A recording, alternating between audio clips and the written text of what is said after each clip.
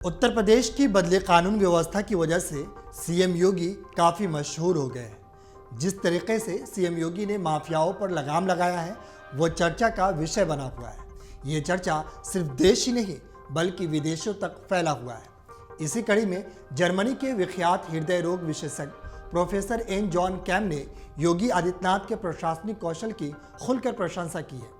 Professor John ने योगी की सराहना में एक के बाद एक दो ट्वीट किए हैं। प्रोफेसर जॉन ने योगी की क्षमता पर यहाँ तक भरोसा जताया कि वो फ्रांस की हिंसा को 24 घंटे में संभाल सकते हैं। साथ ही उन्होंने ये भी कहा कि भारत में केवल बुलडोजर के भय के बूते ही कानून व्यवस्था को संभाला जा सकता है। दरअसल फ्रांस में हालात बेकाबू होते जा रहे हैं। एक 17 साल के किशोर की हत्या के बाद शुरू हुआ विरोध प्रदर्शन अब बदले की आग के रूप में पूरे देश में फैल गया है।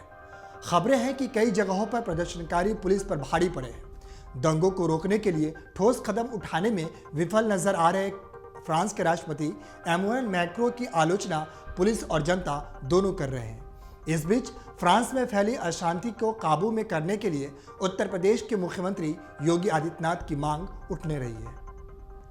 एक तरफ जब पूरा फ्रांस जल रहा है तब राष्ट्रपति मैक्रों एक वीडियो ने लोगों के गुस्से को और बढ़ा दिया है। इसमें मैक्रों एक इवेंट में डांस करते हुए नजर आ रहे हैं। वहीं फ्रांस की पुलिस ने चेतावनी दी है कि अगर सरकार पेरिस समेत पूरे देश में कानून व्यवस्था बहाल करने के लिए कदम नहीं उठाती है तो विद्रोह कर दिया जाएगा।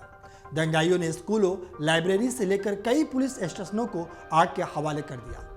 अब आपको बताते हैं कि इस पूरे घटना की शुरुआत कैसे हुई।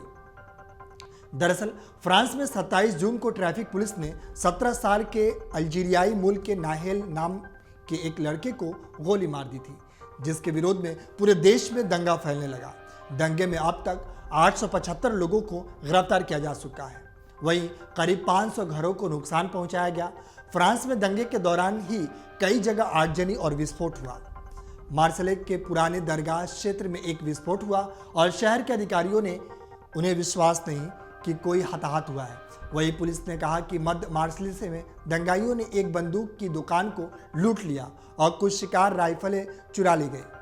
सड़कों पर आग लगने की वजह से अग्निशामक सेवाओं को स्थान तक पहुंचने में कठिनाई हो रही थी।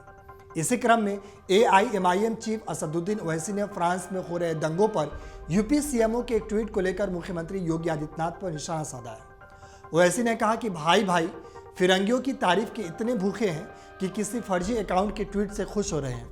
हैदराबाद के सांसद असदुद्दीन ओवैसी ने आगे कहा कि झूठे इनकाउंटर और गैर कानूनी बुलडोजर कार्रवाई और कमजोरी को निशाना बनाना कोई परिवर्तनकारी नीति नहीं है। यह जमहूरियत का विनाश है। योगी मॉडल का सच तो हमने लखीमपुर खीरी और हाथरस में देखा था। अब आपके मन में सवाल उठ रहा होगा कि आखिर क्या है योगी मॉडल, जिसकी चर्चा विदेशों में हो रही है। दरअसल उत्तर प्रदेश में कानून व्यवस्था कायम रखने के लिए काफी कड़ाई हो रही है। दंगा या दूसरे किसी तरह के अपराध करने वालों के घरों पर बुलडोजर चला दिया जाता है। इसको ही योगी मॉडल कहा जा रहा है। भारत में भी विभिन्न प्रदेशों में इस मॉडल को अपनाने की बातें हो रही है। वहीं मध्य प्रदेश समेत कुछ राज्यों में तो इस पर अमल भी हुआ है। यहाँ भी क्राइम करने वाले अपराधियों के घरों पर बुलडोजर चला दिया जाता है।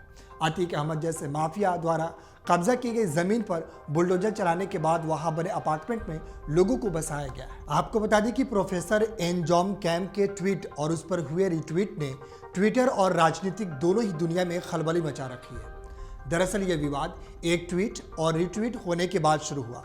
लंदन यूनिवर्सिटी से जुड़े बताए गए प्रोफेसर एन जॉन कैम के एक ट्वीट को यूपी के मुख्यमंत्री योगी आदित्यनाथ के ऑफिस ने रिट्वीट किया। प्रोफेसर जॉन कैम द्वारा अंग्रेजी में हुए इस ट्वीट का हिंदी में सारांश यह है: योगी आदित्यनाथ को फ्रांस भेजो, वो 24 घंटे में दंगा कंट्रोल कर देंगे। हालांकि इस ट्वीट की सत्यता की पुष्टि हम नहीं करते हैं। अमर उजाला अब आपके टीवी पर भी। अपने स्मार्ट टीवी पर YouTube पर सर्च करें अमर उजाला, चैनल सब्सक्राइब करें और देखें ताज़ा खबरें, वो भी HD क्वालिटी में। और हाँ, बेल आइकन दबाना ना भूलें ताकि हर खबर हो आपके घर। अमर उजाला, निष्पक्ष, निर्भीक, निरंतर।